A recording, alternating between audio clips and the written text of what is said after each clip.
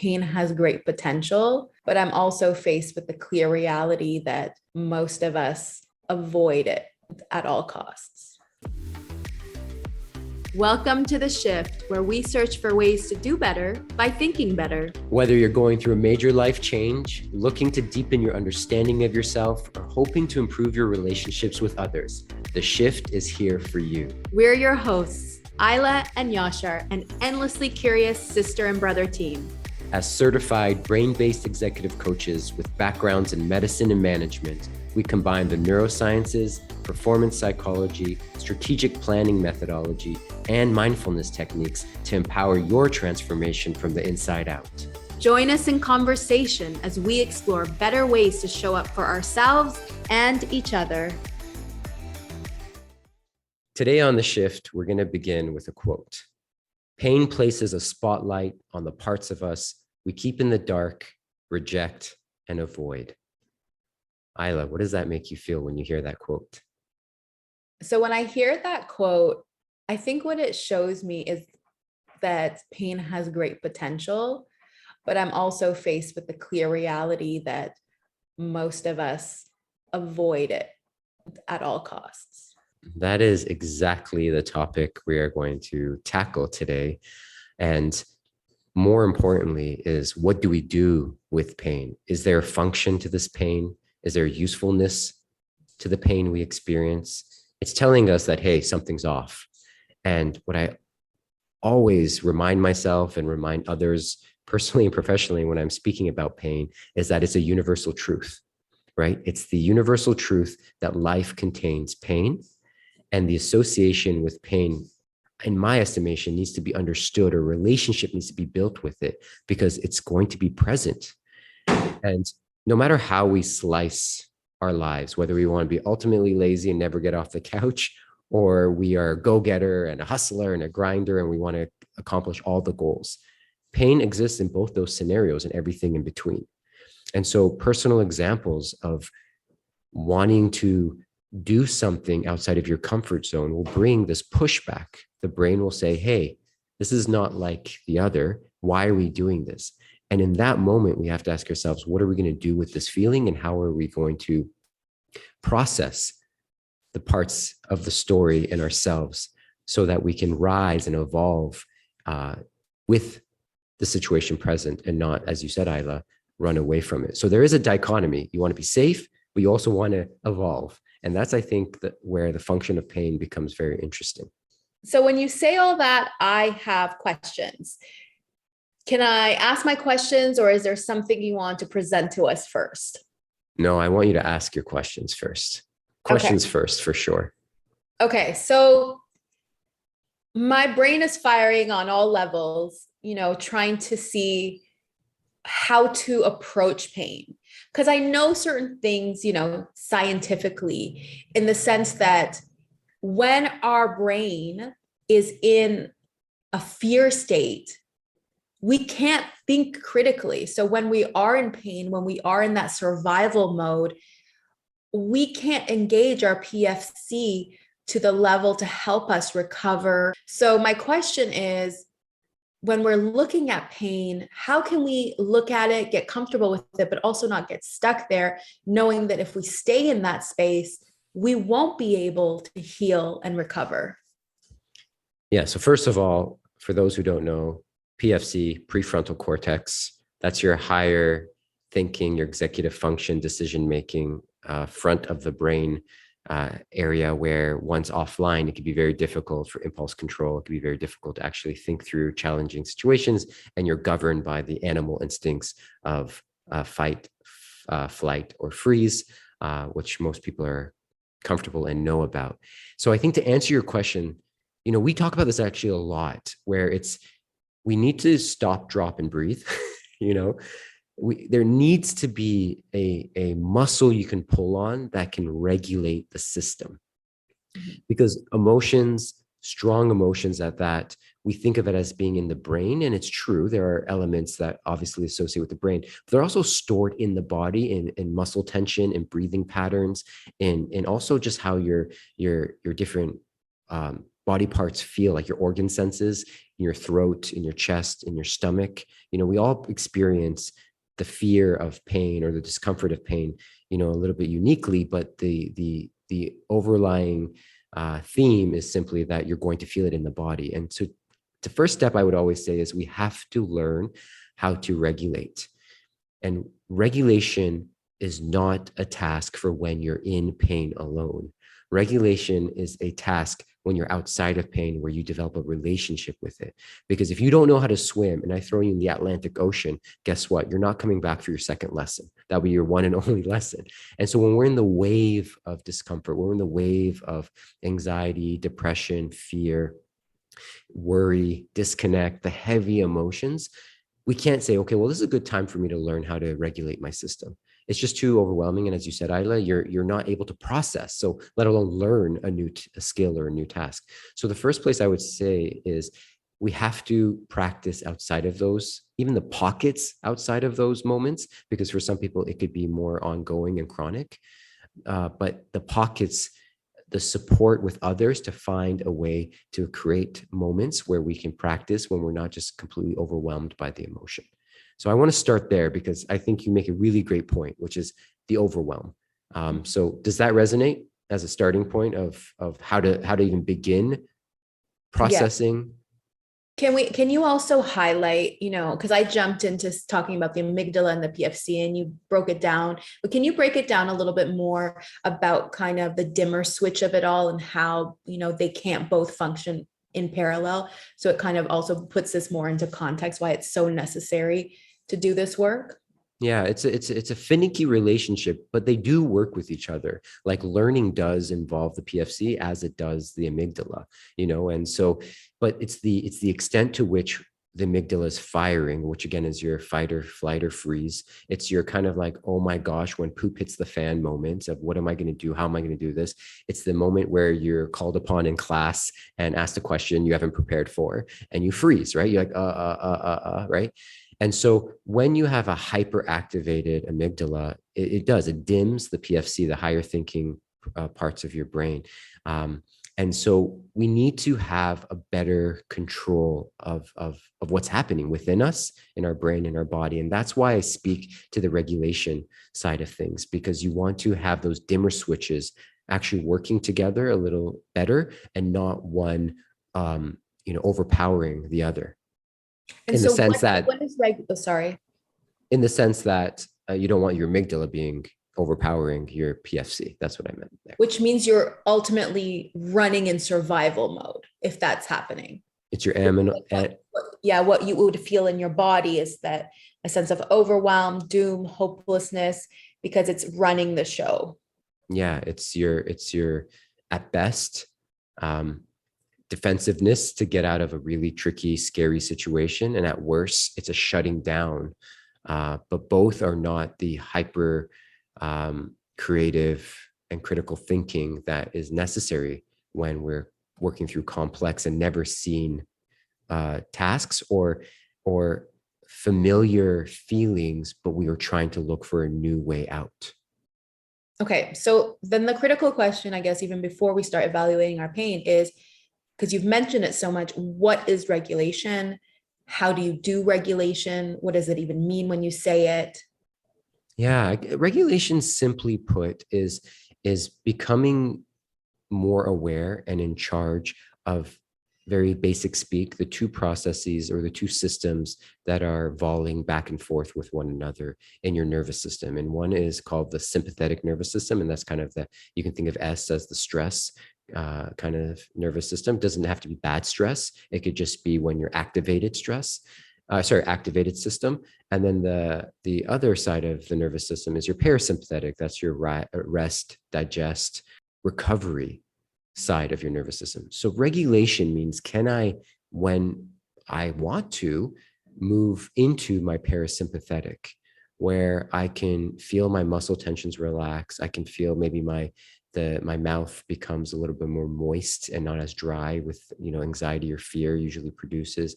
I don't feel a tension in my stomach or my throat or my chest. As I mentioned, people feel in different places, and I have conscious control to get there. Now, how you get there, I think one of the most accessible tools is your breath.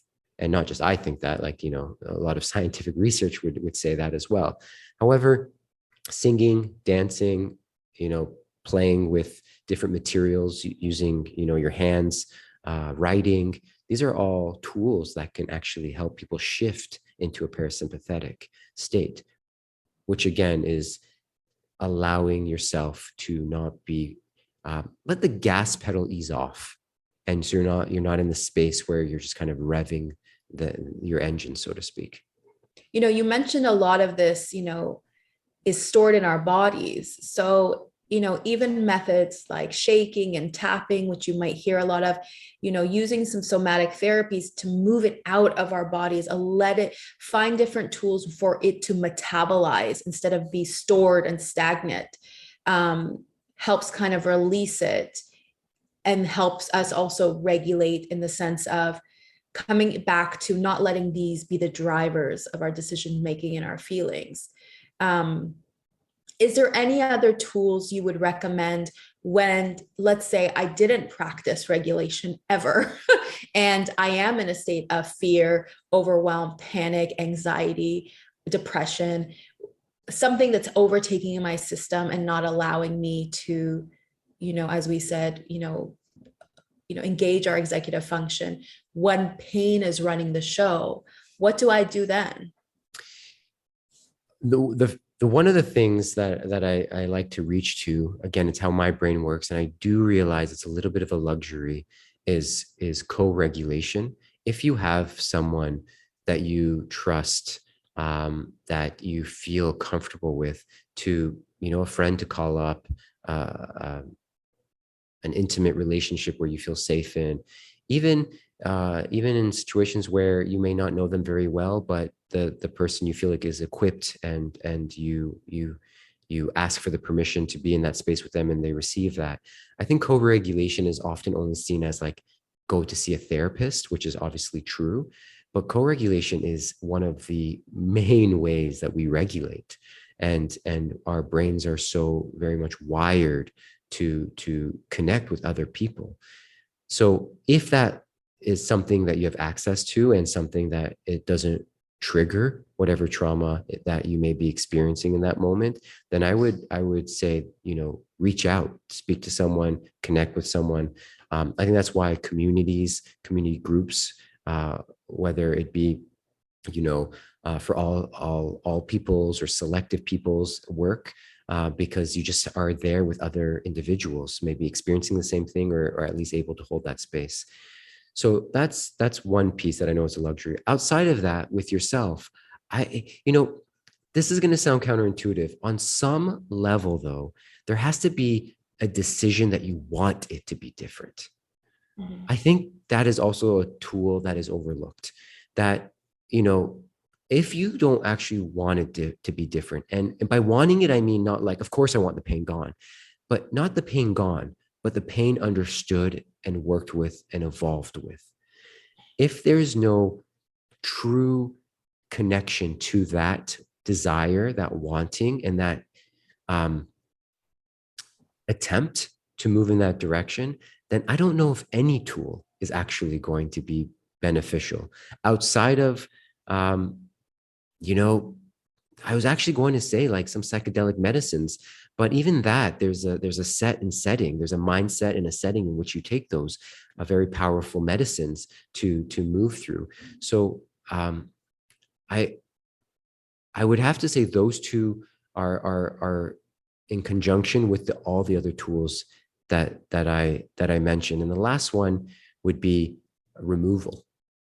I think there's a removal from the setting that's causing it. There's a removal from the person or the people that might be causing it.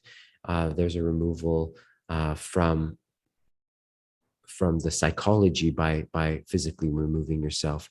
And I think those three things, in conjunction with the practice and tested kind of regulation techniques, would be the best. And like anything else, one by itself, I don't think will ever be enough when there's real challenge and pain. But definitely, you know, synergistically, they can work together. So my brain is bouncing all over the place when we are talking about this right now. But I think I'm coming down to two main questions when we're approaching our pain. It's getting curious about what the pain is trying to tell us, and then making an active choice on what we want to do about that information, or what we want to do with that information. Yeah. Does that sound aligned? Yes.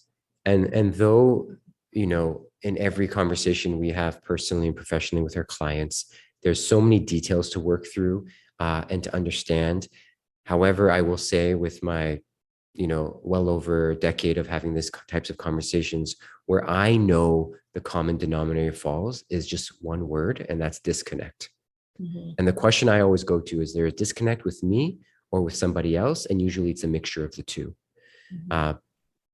It could definitely be, you could be leaning towards one or the other more, but disconnect is the source of pain. And so when we say, can we make sense of pain? Most often we think, can I make sense of why that person did this and therefore I feel this way? And why did my parents 25 years ago behave this way or make that decision? That's really overwhelming stuff. But if we say those situations occurred, and where do I feel disconnected now from myself and from other people or society at large? And how does that make me feel? And why is that important? Then we have a runway to work with. We have space to start exploring, again, willingfulness, right? Exploring what about this situation is hard for me. Because when you do that work, on the other side of it, you'll soon realize there's a parallel to what you actually want to evolve into, how you want to connect to yourself, how you want to connect with others, how you want to contribute to society, how you want to be respected and seen. And that's where the magic really occurs. That's when we say, okay, we can't change the past. We're kind of in this place in the present, but what can we do differently to shape the future? And that's where I think the power lies in these types of conversations. And I think, again, our favorite word, nuance, comes in again with this conversation, because when we work with our clients on all of these, this and many other, concepts and approaches, we know it's not one size fits all. It's very clear to us there is all of these tools available and all of these perspectives to take, but it really is curated into what that person's personal relationship with pain, and then how to then take that to the mixing board and what to make more or less of, as we say, when we're on that soundboard, saying like what we need to increase and what we need to decrease, because someone who is very pain avoidant has to get more comfortable with sitting in their pain and getting curious about it. Someone who is addicted to the pain, because it is an addiction, to that rumination, to that stress and that worry, is encasing themselves into a victim stance, needs to get more comfortable with finding ways to see things from a different perspective. So when we mind shift, it's not a one size fits all mind shift. It's just shifting whatever you're doing currently to a model that will then serve you better. And I'm so happy you brought that up, because those extremes definitely do exist. And I think, again, anyone listening, if you just take a quick inventory of your own life, you'll probably see you gravitate towards one or the other, but probably have both within you. Yeah. And it's the self-awareness to recognize where you lead into kind of overwhelm and this is my whole entire life, it'll never be different, and where you lead into like, what? Teflon, nothing, everything's fine, moving on. And so those two are accurate. And to round out the conversation, the way we do it at least, is if you don't know the version of yourself that you are evolving, you're actively trying to evolve to become, if you don't know the version of yourself that really inspires you and you feel excited to be and be more like and to engage in life with, then all of this is just a lot of words. All of this is just a lot of maybe information, but there's no integration. The integration can only occur when you take the concepts we discussed and add it to the willingness that I've also discussed, with a clear compass of who it is that you're trying to become. Not my definition, not Isla's definition, not your mother's or your father's or your sisters or your neighbors or your teachers or. your definition, and a clear and understood definition. And in fact, this is a good time to say, like, we have a free tool for this, and we'll link it in the show notes so you can start that process if you don't know what we're talking about, just to get very clear on who you're becoming and why you want to be that version of you. Because then when pain arises, you say, okay, I'm here. This is who I'm trying to become, to go there. What is this awakening within me? Is this aligning with who I want to be? Or if it's not, why isn't it? And how can I then start to transform my thinking, my feeling, and my behavior around these situations so it becomes more like that version of me? And then when you do the work with the free tool, you're going to have a very solid understanding. You can even name this individual if it's not your own name. And therefore you ask yourself, what would this version, or how would this version of me respond to this, and not just be stuck in a cycle of reaction? Yeah. I want to kind of give an example before we end, because I was in a situation yesterday where I was just in a shitty mood all day and I could not shake it. I am someone with a lot of tools. I've worked with you. I have the regulation, toolbox ready to go. And yesterday, literally, I did all the things. I took walks, I worked out, I drank water, I ate, I talked. And I was just like, it's not lifting. It's not shaking it off. It's not working. And what I realized at the end of the day, my last and final thing, I called a friend. I went for my final walk of the day. And I said, you know what? It's okay. I'm just going to let it be. And I think part of all the things we do, part of the, magic pill is grace as well. Offering yourself grace and space to say, hey, I'm also just allowed to be. Again, we don't get stuck in the mud, but I think we have to give ourselves opportunity to be where we are when we're there, so that when we're ready to shift and make a change, we actually have the resources available to us. Because if yesterday I spent all the time fighting this feeling and fighting myself, I would have actually just ended up in a worse state. I would have strained my nervous system. I offered it a lot of tools. They didn't do much. I'm sure they helped. You're not going to, hurt yourself by drinking water, but for that time being, it didn't lift, and I didn't find an answer, and I didn't find a way out. Today was a different day. I made different choices. I didn't feel the same, but I think sometimes it's that trust in ourselves that we're just going to keep showing up for us. We're going to keep showing up because we believe. We're going to offer ourselves grace and love and self-compassion. And the shift will come also from that. I'm a deep believer that all things don't always have to feel so hard. And even when they feel hard, there's an offering to release that tension. At that moment, what will give you comfort and safety, and just stay there. And I think the points that I want to address, I love that you said trust, because as you started speaking, the word trust kept ringing in my ears. And you have done the work, so you actually have more confidence, which is intense trust in yourself, to do the work and to know when this is working, this is not working. Do I push a little harder? Do I pull back a little bit more?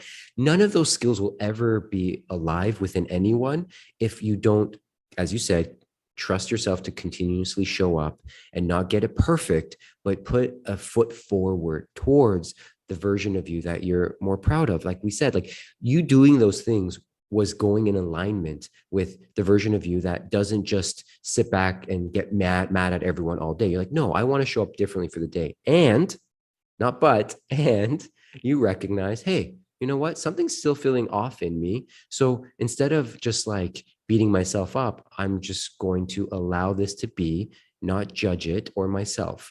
And I think that flexibility is earned, like true flexibility of a muscle. You don't wake up doing the splits, that's for certain. You have to earn the flexibility within your muscles, and you have to earn it within your mindset. And for anyone who's an athlete, or anyone who works out, or anyone that likes physical movement, you'll know every day you're not going to hit a PR. But you do show up and you still move your body, because that's the version of you that you're most proud of. And you coach yourself through those days. So the next day you actually are able to be stronger with whatever exercise you're trying to do. These things must be earned. You define PFC. So can you define PR? Yeah, it's a personal record. Okay. Hitting your best. In fact, this might not be relevant to anyone, and forgive me, but my mind went here very quickly. It's like when you look at the world's strongest humans, they hit their record bests twice a year. Right. They're the world's strongest humans, and they work not optimally, that's not true, sub strength threshold, their highest numbers on whatever exercise they're doing until they get to about 2 competitions a year. And that's when they attempt to go over what they think they can actually do. And that's when they hit their PR or their personal records or whatever. And so these are the world's strongest humans who are in the gym lifting heavy things all the time. And they actually put the principle that Isla, you brought up to use, which is it's not always going to be perfect. And it's actually on purpose not going to be the best. It's actually going to be training smart at a certain percentage of that strength so that when you need those resources, they're right there and they're ready to fire off. So there's no one way to do this, but there is an art and a science. But like anything else in life, you can learn from us, you can learn from books, you can learn from other podcasts, you can learn from your therapists, all of that. But if you don't learn from yourself in your own life, you're falling a little bit behind your potential of growth, because you are, in fact, the one with all the answers. You are, in fact, the one with all the life experiences, and you are the one that will make sense of the pain and the beauty that your life will hold for you. Thank you for listening, friends. What shifted for you during this episode? We'd love to hear your insights. Write us with any questions, commentary, or episode ideas at theshift@mindshiftleadership.com. If you enjoyed this podcast, we would deeply appreciate a like and subscribe. The Shift is brought to you by MindShift Leadership, a heart-centered, evidence-based, mindset-powered leadership company, empowering you with the training to prioritize mental health, inclusion, and performance optimization.